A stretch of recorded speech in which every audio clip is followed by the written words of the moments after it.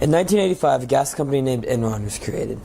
A few years later, a man named Jeffrey Skilling was hired, and along with the current chief financial officer, Andrew Fastow, developed a staff that exploited financial loopholes and purposely gave false accounting reports in order to swindle billions of dollars from their shareholders, and as their stock went from $90 in 2000 to just over $1 in 2001. These fraudulent activities brought the company from being named one of the top 5 most valuable companies in the world to being out of business just 1 year later. This event is what sparked the purpose and the importance that lawful accounting plays, as it was shown in the bright light in the wake of the scandal. In 2008, the housing market crashed, with the biggest drop in history. The financial services industry was forced to reassess their basic business plans, and even businesses that had been doing the same thing for hundreds of years had to change their ways to reestablish the flow of money to support their clients. Their ability to adopt new business practices was the only thing that was able to hold off the liquidity crisis. Both the exposing of the scandal and the housing market crash were potential world-changing crises that were only solved by finance, and shows the importance that finance plays in the real world. When I started my research, I first did research on what it's like to be a CFO of a company, because I knew that it would be something that fit my character, because I've always loved math and problem solving ever since I was a little kid. I learned, and through my first assessment, that there were 6 responsibilities in essence in becoming a CFO. These consist of communication, anticipation, sustainable growth, business planning, understanding new metrics, and risk management. Through researching these 6 things, I realized that this would be something that would be challenging in my career, but it would also be something that was really interesting to me and something that I could excel in. I also learned that the field itself is ever-changing and will continue to change throughout my career, and even from here, doing my research now to when I start my career. One of the things that's changed recently is that the CFO position itself has become 20 times more powerful over the past 10 years. This is because before, it used to be just number crunching and delivering what you find to the operations people and going through and looking at just the hard money. Whereas now, the CFO is responsible for managing all the wealth management people in a company and also working across different departments to solve problems throughout the company. My next assessment was on budgeting, as I knew that this was an important part of finance. And something that kept popping up in every research that I did was risk management.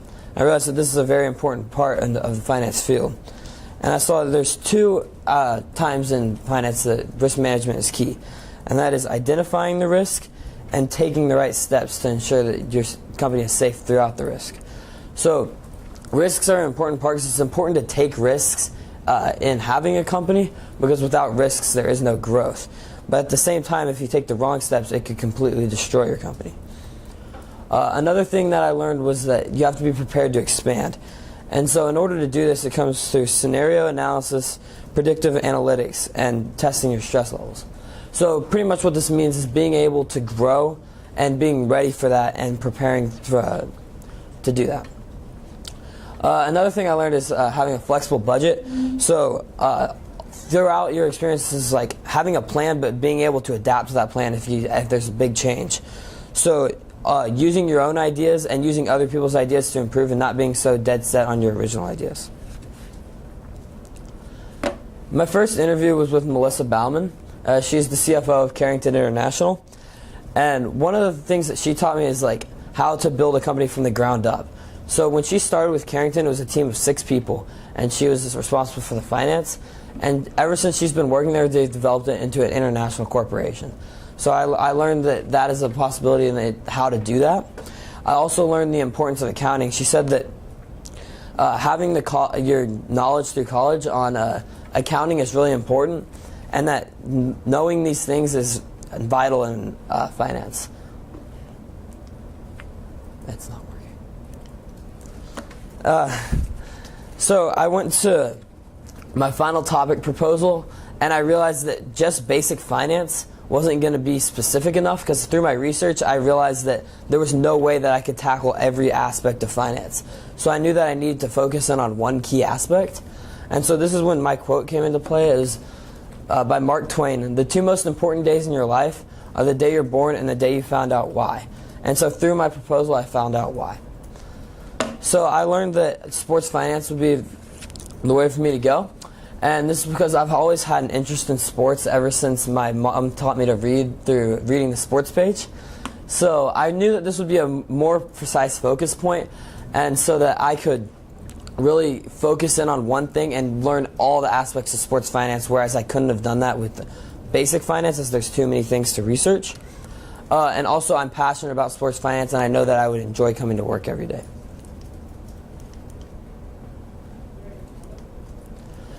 So one of my interviews was with Bill Rhoda, and he is a part of Legends Global Planning.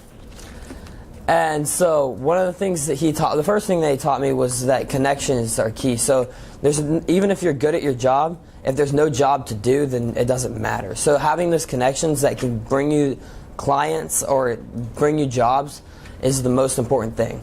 And so he said that there's 3 things that he does every day in his job, and that's market research, budget analysis, and project management.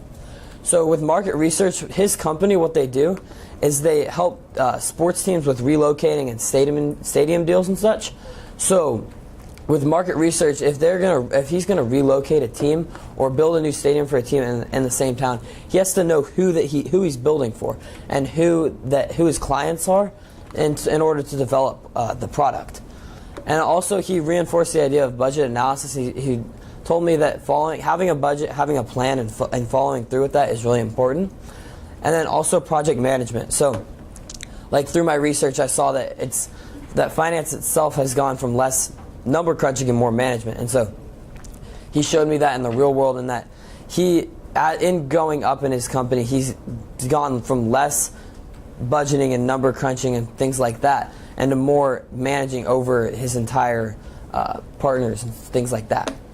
And so after my interview with Mr. Rhoda, I asked him if he had anyone else that would be interested in interviewing me, and he actually walked me over to one of his partner's offices and said that it would be a great interview for me. And so I interviewed with his partner Adam Kearns, and the biggest thing that he taught me was, since he was at a startup position in the company, he was at the very bottom and worked his way up to where he was.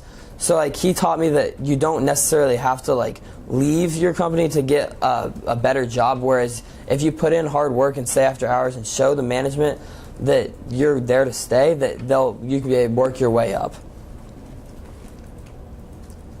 Cut you off.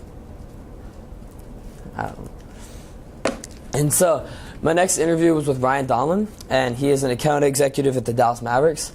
And so the biggest thing he taught me is that there's no path to success, that everyone's path is different, and that's because everyone's presented with different opportunities throughout their career. So straight out of college, Ryan worked for the Hillsboro Hops, which I'm sure none of you have ever heard of.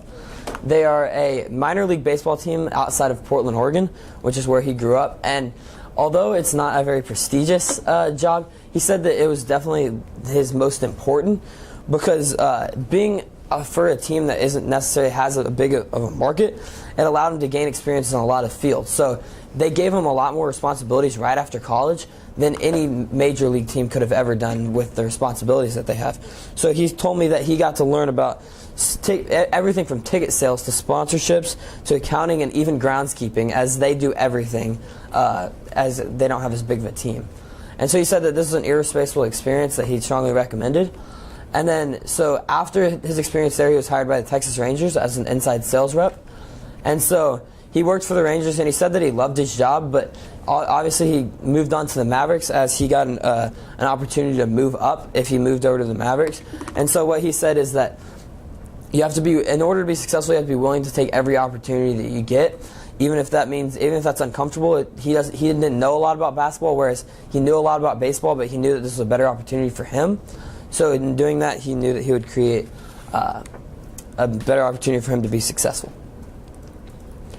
And so I did more research on sports finance itself so that I could focus in and get all the aspects that sports finance has to offer. And I saw that having been doing the finances for a sports team, you have all the challenges that a normal finance for a normal company would give in developing the brand itself, but then also it adds on even more challenges in developing the fact that it is a sports team and providing entertainment. And so it adds things like stadium deals, salary caps, luxury boxes, and multi-million-dollar contracts that a normal company wouldn't provide. And so I realized that this would add a lot more work to my job, but I also made it a lot more exciting, as I love sports and I knew that I would enjoy coming to work if I worked in sports finance. And so the salary caps is what really stood out to me in my research, and I realized that there's a ton of things that go into salary caps, including ticket sales, merchandise sales, TV contracts, and player salaries. And so I knew that I would want to do something with that for my original work. And so I did some more research, and I found that the MLB is the only major league organization that doesn't have a salary cap. And so for my original work, I decided to create one. And so I created my salary cap, and I knew that I would have to find this perfect number to satisfy players, owners, and fans. And so I went through and I found a way. I knew I would have to find a way to incorporate ticket sales, merchandise sales, and player salaries and things like that. And I also wanted to research how it would have an impact on big market versus small market franchises, and how it would impact the team's financial success as a brand and their franchise success in the league. And so for my original work, I saw what would happen. And so if you're even a casual baseball fan, you probably know that this is not how the 2006 World Series panned out. And so what I did to get to this stage is I started with the 2012 NBA collective bargaining agreement. And so what that is it's the player union and the owners agreeing on a max player salary and salary cap and things like that. And so I used that formula and interpreted it with MLB player salaries and ticket sales and contracts and things like that. And so I found that 16 teams were over the cap and couldn't sign certain free agents. And so what I did is I went through and I took the 30 most prominent free agent signings, and I showed where they would go because they couldn't go to the certain teams that were over the cap. And so how I did that is I did the best team with the most available money. So I took the teams that had the available money, signed each player starting with the highest salary, and put them on the best team that had that money. And so I went through and shuffled them onto certain teams that were able to sign these players. And so I went through and did that. And then so to develop how that would change their records, I used a stat called wins against replacement. So every player gets a stat called wins against replacement at the end of the year, and it determines how many wins they contributed to their team over the replacement that would have been there in their spot. And so each player has a certain number, and so I went through and I subtracted or added those wins based on who had each player. And so obviously that changed the format of how the playoffs were arranged, and different teams were on different seeds. And so to determine how the playoff matches would go through, I used the season series. And so obviously in real life, the Cubs won the World Series in 2016, but their season series against the Mets was actually 7-2. The Mets won 7 games against the Cubs. So using that, I predicted that the Mets would win the playoff series as well. And so obviously that changed the entire structure of the playoffs and things like that, which I found really interesting, that implementing a salary cap could completely change the face of the MLB itself. And so the next thing we had was the research showcase, and we had the opportunity to network and meet other ISM students and their mentors and things like that, which I thought was really exciting, as well as presenting my findings in my research, which I knew would give me a lot of experience in presenting all my research for the final presentation, which I was excited about. And also it felt like I was accomplishing a goal. Like I knew that I had done all this hard work, and it felt like the manifest of all that hard work, and being able to have tangible experience was really cool. And so that leads me to my final product. And so I talked about it with my mentor, and originally I was going to create an NHL expansion team, as the NHL is expanding right now. However, I didn't find a lot online, and it would have been hard to develop a final product around it. And so I talked to my mentor, who is the CFO for the Rough Riders, and so I decided that I would develop a new minor league baseball team. And so he has a lot of knowledge around that, which it really excited me.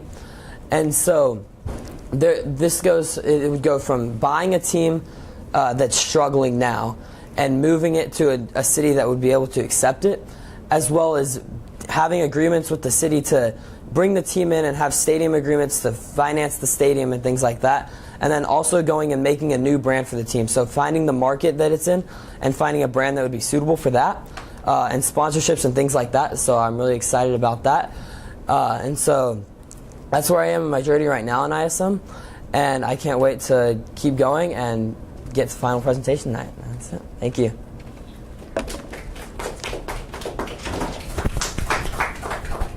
Waiting to come in.